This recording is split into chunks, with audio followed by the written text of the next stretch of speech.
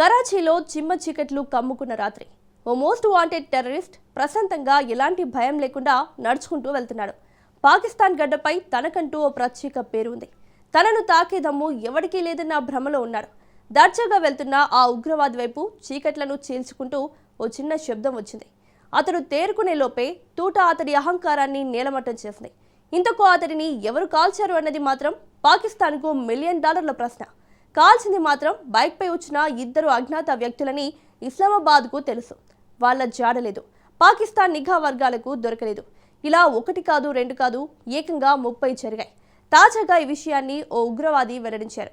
ఇంతకు పాక్ ఉగ్రవాదులను టార్గెట్ చేస్తోందెవరు? లష్కరే ఉగ్రవాది వెల్లడించిన సీక్రెట్స్ ఏంటి? Let's watch the story. పాకిస్తాన్లో ఉగ్రవాదులను లేపేస్తోంది ఎవరు? లష్కర్ అంగీకారం వెనుక అసలు నిజమేంటి? ఉగ్రవాదాన్ని పెంచిన పాక్కు అంతిమ శిక్ష ఏంటి? పాకిస్తాన్లో ఉగ్రవాదులకు కాలం చెల్లిందా? అవుననే అంటున్నాయి ఆ దేశంలోని ఉగ్రవాద సంస్థలు. భారత్లో దాడులు చేసిన ఉగ్రవాదులను ఇటీవల కాలంలో గుర్తు తెలియని వ్యక్తులు లేపేస్తున్నారు. ఈ క్రమంలో పాకిస్తాన్ గడ్డపై అజ్ఞాత వ్యక్తుల చేతిలో లష్కరే తోయిబాకు చెందిన 30 మందికి పైగా ఉగ్రవాదులు హతమయ్యారట. ఈ విషయాన్ని ఒక లష్కర్ ఉగ్రవాది స్వయంగా కెమెరా ముందు అంగీకరించాడు. నివేదికల ప్రకారం most wanted Lashkar operative Rizwan Hanif తాజాగా ఓ ఇంటర్వ్యూలో మాట్లాడాడు. కొన్ని సంవత్సరాలుగా పాకిస్తాన్లోని వివిధ ప్రాంతాల్లో ఈ హత్యలు జరిగినట్లు వెల్లడించాడు. గత 3-4 ఏళ్ల కాలంలో భారత నిఘా వర్గాల ఏజెంట్ల చేతిలో 30 మందికి పైగా తమ ఫైటర్లు హతమయ్యారని హనీఫ్ పేర్కొన్నాడు. భారత నిఘా సంస్థలు తమ వాళ్లను ప్రశాంతంగా బతకనివ్వడం లేదని వెల్లడించాడు.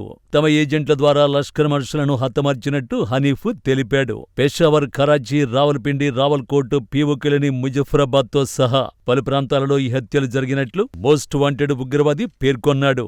పాకిస్తాన్లో లష్కర్ ఉగ్రముఖ భారీగా నష్టపోయినట్లు ఒక ఉగ్రవాది బహిరంగంగా అంగీకరించడం ఇదే మొట్టమొదటిసారి కావడం విశేషం.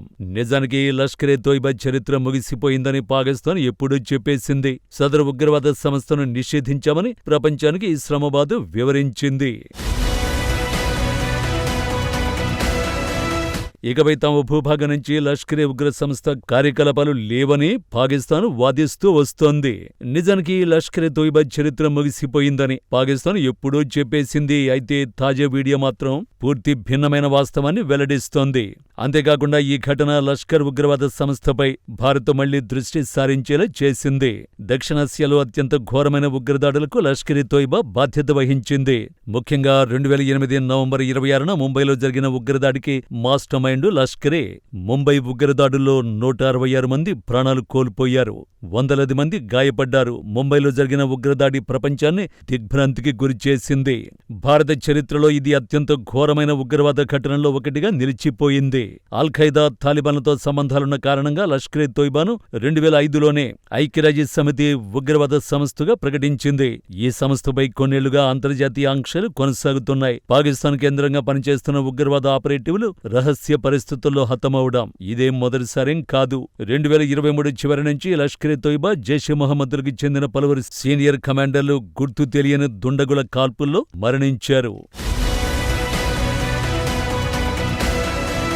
అజ్ఞాత వ్యక్తుల చేతుల్లో హతమైన ఉగ్రవాదులో పఠాన్కోట్ దాడి నిందితుడు షాహిద్ లతీఫ్, లష్కర్ కమాండర్ ముయిం ఖాసిర్ ఫరూక్, జైష్ నేత మౌలానా జియా ఉర్మాన్, లష్కరే ఆపరేటివ్లు అక్రమ్ గాలి, బాసిత్ అలీ ఉన్నారు. ఈ కేసులో చాలా వరకు ఏ సంస్థ కూడా బాధ్యత వహించలేదు. ఉగ్రవాదులను చంపింది ఎవరనేది అంతుచిక్కని అంశంగా మారింది. దీంతో ఈ హత్యల చుట్టూ ఉన్న రహస్యం వీడలేదు. పాకిస్తాన్ స్వయంగా స్వదేశంలో తీవ్రమైన భద్రతా సంక్షోభాన్ని ఎదుర్కొంటోంది. ఇలాంటి తరుణంలో తమను ఎవరో చంపుతున్నట్టు ఉగ్రవాదులే స్వయంగా వెల్లడించడం గమనార్హం. ముఖ్యంగా ఖైబర్ పఖ్తుంఖ్వా, బలూచిస్తాన్ ప్రాంతాల్లో ఉగ్రదాడులు తీవ్రస్థాయిలో పెరిగాయి. 2 రోజుల క్రితం స్వాత్లోని పోలీస్ స్టేషన్ ఎదుట జరిగిన ఆత్మాహుతి దాడిలో పోలీస్ సిబ్బందితో సహా కనీసం 17 మంది ప్రాణాలు కోల్పోయారు. ఉగ్రవాద సంస్థలను పెంచి పోషిస్తున్న పాకిస్తాన్ విధానం చివరికి ఆ దేశానికే పెను ముప్పుగా మారుతుందని భారత్ పదే హెచ్చరిస్తూ వస్తోంది. పాక్ భూభాగం నుంచి నడుస్తున్న ఉగ్రవాద నెట్వర్క్లను శాశ్వతంగా అంతం చేయాలని ఢిల్లీ పదే డిమాండ్ చేస్తోంది. గతంలో పాకిస్తాన్ ఉగ్రవాదాన్ని ప్రభుత్వ పాలసీగా మార్చుకుంది. ఉగ్రవాదులకు శిక్షణనిచ్చి ఆయుధాలను, నిధులను అందించేది. వారిని భారత్పై యుద్ధానికి దింపింది. గతంలో పాకిస్తాన్ శిక్షణ ఇచ్చిన అదే ముజాహిద్దీన్లు ఇప్పుడు ఇస్లామాబాద్కు వ్యతిరేకంగా మారారు.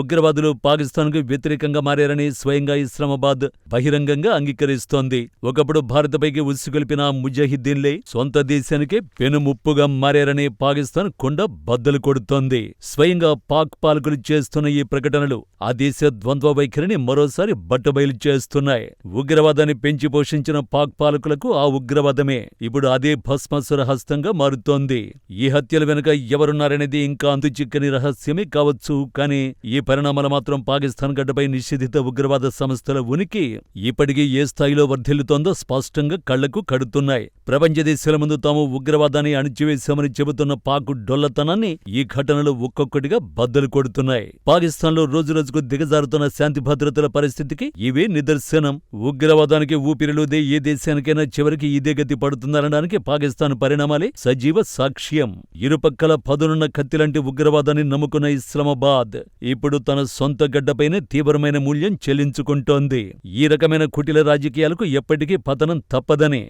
చరిత్ర మరోసారి నిరూపిస్తోంది. మరి ఈ పరిణామాలు పాకిస్తాన్ అంతర్గత రాజకీయాలపై ఎలాంటి ప్రభావాన్ని చూపబోతున్నాయి? ఉగ్రవాదాన్ని అణిచివేస్తామని అంతర్జాతీయ వేదికలపై చెబుతున్న మాటలకు చేతలకు మధ్య ఉన్న పొంతన ఏపాటిదో దీన్ని బట్టి అర్థం చేసుకోవచ్చు.